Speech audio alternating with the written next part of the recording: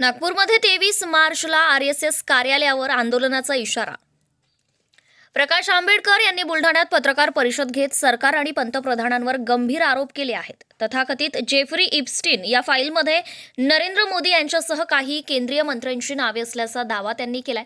तर या प्रकरणामुळे भारताची प्रतिमा मलिन झाली असून याबाबत स्पष्टता देण्याची गरज असल्याचंही ते म्हणाले.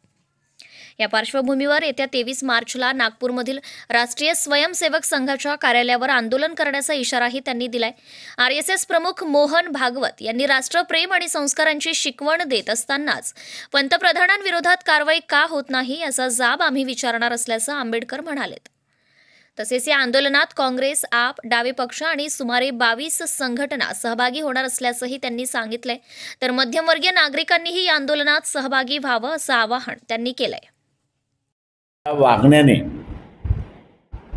भारताचं पूर्णपणे नाक कापल्या गेलेलं आहे. भारताला कणा नाही अशीच एक प्रतिमा उभी करण्यात आलेली आहे. परंतु इथपर्यंतच ते थांबत नाही, तर जे काही करारनामे झालेले आहेत, US बरोबर जे करारनामे झालेले आहेत, त्या करारनाम्यामध्ये भारताचं नुकसान कसं होईल आणि भारताची सार्वभौम ही गहाण कशी राहील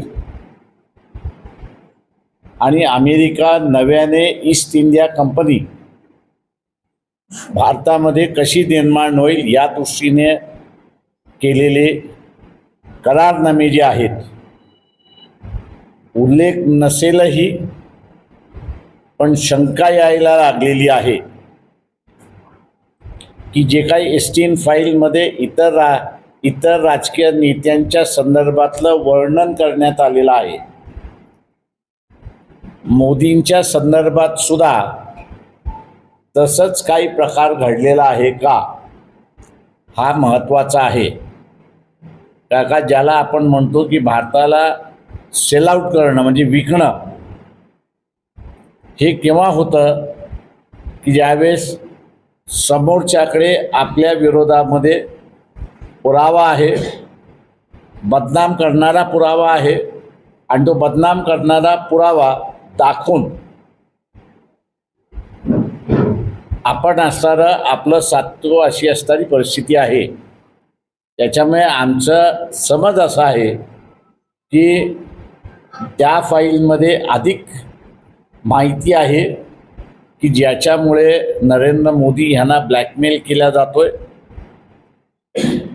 आणि म्हणून ब्लॅकमेल होणारा पंतप्रधान हा नेहमी देशाला नुकसानकारक आहे असं मी त्या ठिकाणी मानतोय.